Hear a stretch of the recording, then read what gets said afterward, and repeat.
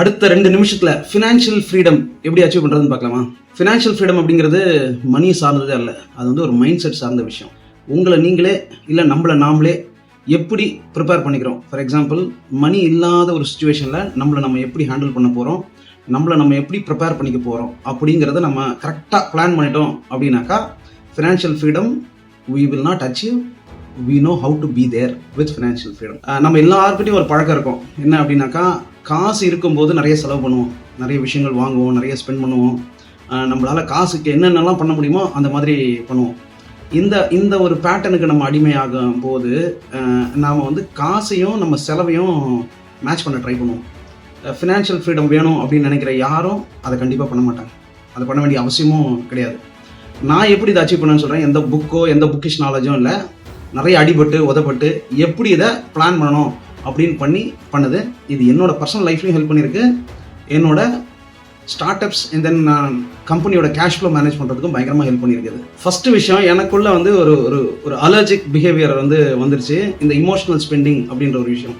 முடிஞ்சவரில் இந்த அமேசான் ஆப்பை திறக்காமல் இருங்க, ஃப்ளிப்கார்ட் ஆப்பை திறக்காமல் இருங்க. என்ன ரீசன்னா, இப்போ நம்ம ரொம்ப டிஜிட்டல் கேஜெட்ஸோட கனெக்டடாக இருக்கிறதுனால நம்ம மைண்ட் எப்போல்லாம் வந்து ஒரு மாதிரி இமோஷனலாக வந்து பர்ன் அவுட் ஆகுதோ இல்லை ஏதோ பண்ணுறோமோ அப்படின்னும் போது நம்மளை நாமளே சாட்டிஸ்ஃபை பண்ணுறதுக்கும், எப்பயோ நம்ம ஒரு விஷயம் நம்ம இருந்தால் அதை இமோஷனலாக நம்ம சாட்டிஸ்ஃபை பண்ணிப்போம் அப்படின்றதுக்காகவும் நம்ம emotional shopping or emotional buying நிறைய பண்ணுவோம்.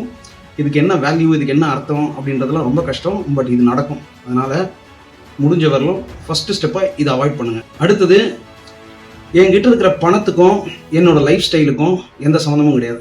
ஃபார் எக்ஸாம்பிள், என்கிட்ட 1 லட்ச ரூபாய் இருந்தாலும் சரி, என்கிட்ட வந்து 100 ரூபாய் இருந்தாலும் சரி, எனக்குன்னு ஒரு லைஃப் ஸ்டைல், நான் அந்த லைஃப் ஸ்டைலில் தான் இருப்பேன். அந்த லைஃப் ஸ்டைல் எனக்கு பிடிச்சிருக்கு, அந்த லைஃப் ஸ்டைலில் தான் நான் இருக்க போகிறேன் அப்படிங்கிறத நான் ஃப்ரீஸ் பண்ணி என்னோட பணத்துக்காக என் லைஃப் ஸ்டைலை வந்து அட்டாச் பண்ணுறதோ மாற்றுறதோ அப்படிங்கிறத இல்லாத மாதிரி பார்த்துக்கிறது நல்லது. நான் அப்படி தான் ஃபாலோ பண்ணுவேன்.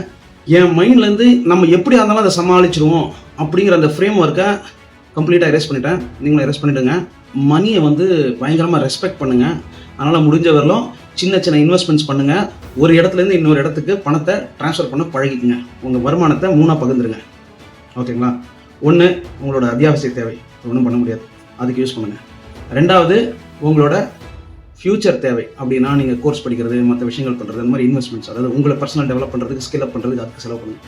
3வது ஒரு விஷயம், இன்னொரு 1/3 எங்கேயாவது இன்வெஸ்ட் பண்ணுங்கள். எதில் வேணால் இன்வெஸ்ட் பண்ணுங்கள், ஒன்றும் பிரச்சனை இல்லை. ஒரு இடத்துல தங்க வைக்காதீங்க.